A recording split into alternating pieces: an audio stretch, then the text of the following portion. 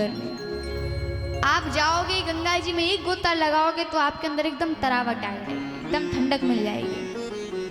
अब वो तो बाहर की ठंडक आपको मिल गई, आप बाहर से शीतल हो गए, परंतु अगर आपके मन में शीतलता नहीं है तो आप कितने भी गोते लगा लो, आपके मन में शांति नहीं मिलेगी। बाहर से तो गर्मी नहीं है, आप एसी में बैठे हो, छांव में बैठे हो, पंखे में बैठे हो, परंतु बाहर से आपको गर्मी नहीं लग रही, परंतु मन में तो टेंशन भरी है। टेंशन का मतलब क्या होता है? परेशानी। वैसे अगर इसका संधि विच्छेद किया जाए तो टेन मतलब होता है 10 और सन मतलब सूर्य। जब एक सूर्य तपता है तो सर्दियों में भी खोपड़ी गर्म हो जाती है, तो समझो जिसके अंदर 10-10 सूर्य बैठे हो उस बेचारे का क्या हाल हो रहा होगा। तो बाहर के ताप को तो आप गंगा जी में स्नान करके मिटा सकते हो, अब अंदर के ताप को कैसे मिटाएं? तो गोपियां गोपी गीत में कहती हैं, तब कथामृतम तप्त जीवनम कविभिरीडितम कल्मषापहम् कविभिरीडितम कल्मषापहम्। गोपियां कहती है, ठाकुर तुम हमसे दूर चले गए तो मर भी नहीं पा रहे। ठाकुर जी बोले कि मरने से कौन रोक रहा है, मर जाओ, तुम्हारे हाथ में तुम्हारे प्राण है। तो गोपियां बोली नहीं नहीं, मर ही नहीं सकते, कितना भी प्रयास कर लें। भगवान बोले क्यों? तो गोपियां बोलिए, तव कथामृतम तप्त जीवनम, आपकी कथा वो अमृत है कि जो एक बार उसका रसस्वादन कर ले फिर वो कभी अपने प्राण त्याग ही नहीं सकता।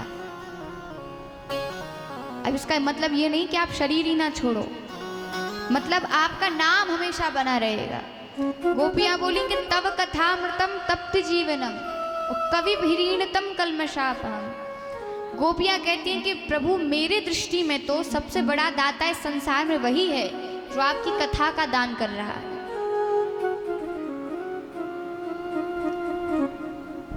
तो कथा क्या करती है?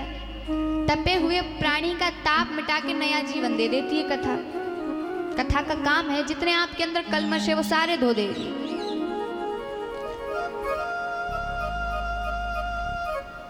अब कुछ लोग तो कहते महाराज हमने तो कथा में जाने बंद कर दिया। अब पूछो क्यों नहीं जाते कथा में? बोले क्या करें, कथा में जाते जैसे बैठते ही हैं उसी समय नींद आने लगती है। अब नींद आए तो क्या करें? ये तो वही बात हो गई कि एक बार हम गंगा जी में स्नान करने गए तो एक बार गोता खा गए, तब लोग कहेंगे भैया अब तो हम गोता खा गए, तब तो हम कभी गंगा जी में स्नान ही नहीं करेंगे। अब दूसरा पूछे क्यों नहीं करोगे? बोले तैरना ही नहीं आता। तो भैया जब तक आप किसी जलधारा में उतरोगे नहीं तो आपको तैरना कैसे आएगा? उसी प्रकार जब तक आप कथा में आओगे नहीं तो नींद कैसे भागेगी? घर पे से सोने से अच्छा है कि कथा में आके सो जाओ, क्योंकि कथा में आओगे सो जाओगे, परंतु जोर से जैसे जयकारा बोलेंगे, बोल बाल कृष्ण लाल की जय। जयकारा बोलेगा तो नींद तो खुली जाएगी। अब नींद खुलेगी तो 2-4 शब्द तो कानों में जाएंगे ही जाएंगे, और 2-4 शब्द जाते जाते आपके अंदर थोड़ी थोड़ी समझ उत्पन्न होने लगेगी। समझ उत्पन्न होते होते आपके मन में कथा सुनने की रुचि बढ़ने लगेगी, और रुचि बढ़ते बढ़ते फिर आपके अंदर कथा सुनने की पूर्ण पात्रता आ जाएगी। फिर आपका मन कभी नहीं भटकेगा।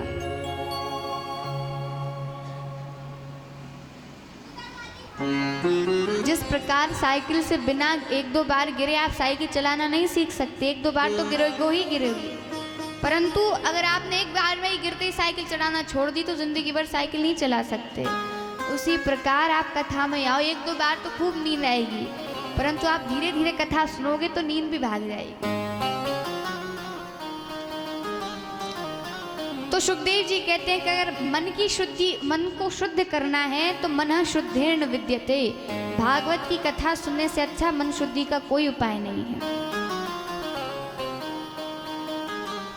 अब देखो यहाँ पे मनः शुद्ध का है, आप तन को कितना भी सजा लो संवार लो, परंतु भगवान नहीं मिलेंगे।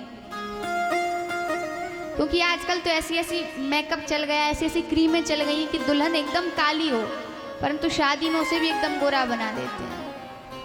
तो ये तो क्रीमों के चमत्कार हैं, परंतु आप कितना भी बाहर से सज लो, भगवान नहीं मिलेंगे जब तक आप अंदर से शुद्ध नहीं।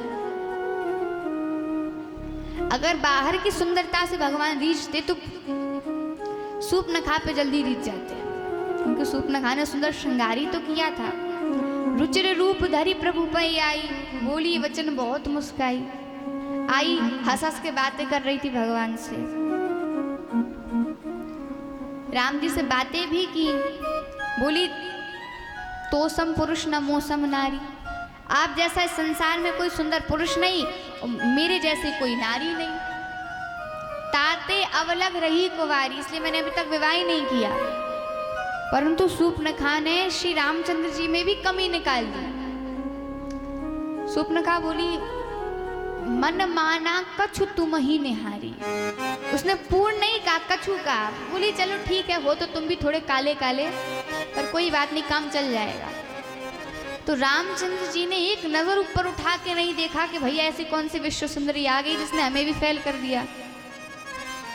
वही श्री रामचंद्र जी जिसने सूपनखा को घास तक नहीं डाली, वही जब बिल्कुल 80 साल की जर्जरित बुढ़ी शबरी के पास गए राम जी, तो सुंदर सुंदर विशेषण लगाकर बात कर रहे थे। हे गजगामिनी, हे भामिनी, हे सुंदरी।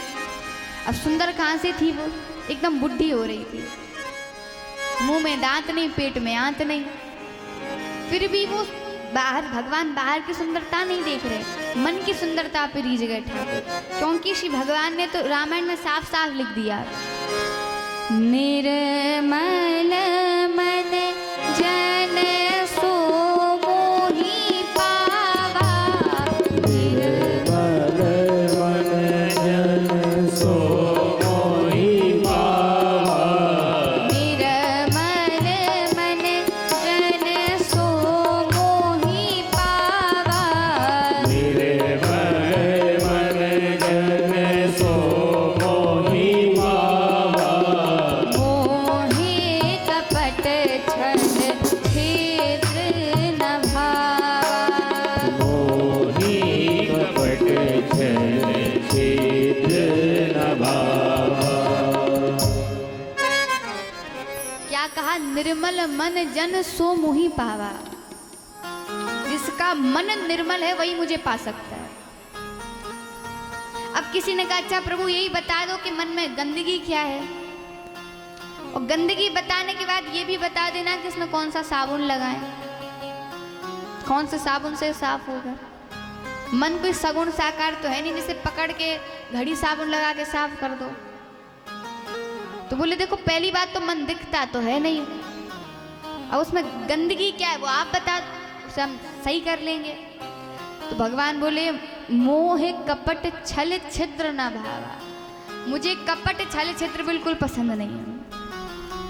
अब कपट का मतलब क्या होता है, कुछ से कहा पटा इति कपटः, जैसे एकदम काला कपड़ा हमारे और आपके सामने लटका दिया जाए तो हम लोग आमने सामने होते हुए भी एक दूसरे को नहीं देख सकते, उसी प्रकार कपट हमारे अंदर कपड़े का काम करता है कि हम अंदर से हैं कुछ और, बाहर से दिखते कुछ और, यही कपट है। जो नोट कहीं नहीं चलेगा, फटा बिल्कुल पुराना नोट ठाकुर जी के दान पात्र में चला देंगे, मंदिर में या कहीं भागवती किसी आरती में चला देंगे, फिर कहेंगे प्रभु तेरा तुझको अर्पण क्या लागे मेरा। तो यही तो कपट है कि आप अंदर से कुछ और हो, बाहर से कुछ और हो। तो भगवान कहते हैं यही कपट मुझे पसंद नहीं, इस कपट को हटाओ पहले। और कपट को हटाने के बाद अब एक भक्त बोला प्रभु आपने ये जो चौपाई में जो बातें कही ना वो एकदम गलत है। भगवान बोले क्या गलत कहा। भक्त बोला आपने इसमें कहा है मोह कपट छल छिद्र न भाव, आपने छिद्र भी कहा कि मुझे छेद भी पसंद नहीं है। तो एक बात बताओ फिर आपको बांसुरी इतनी पसंद क्यों है? बांसुरी में तो कई छेद हैं, पर आपको वो इतनी पसंद क्यों है? तो भगवान बोले देखो बात तो तुम्हारी सही है कि बांसुरी में कई छेद हैं, परंतु वो मुझे पसंद इसलिए है क्योंकि आज तक बांसुरी ने कभी अपने छेद छिपाए नहीं, जैसी थी वैसे ही सामने आ गई।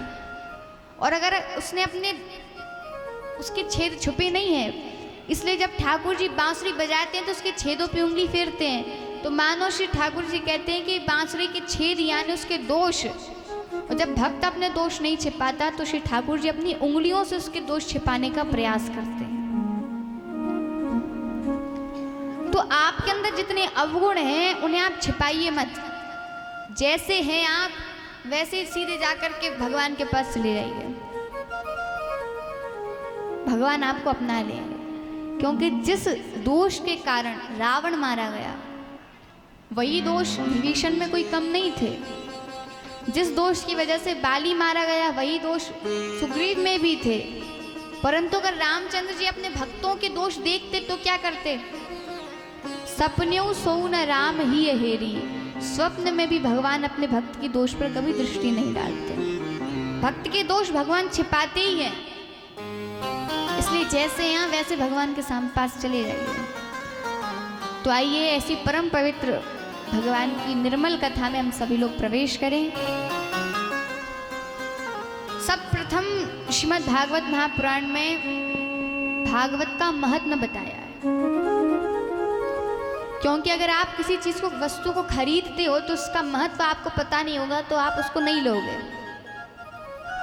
तो सर्वप्रथम भागवत का महत्व बताया कि इसको सबसे पहले किसने सुना, इसको सुनने से क्या हुआ, ये सब भागवत महापुराण ने महत्व में बताया है।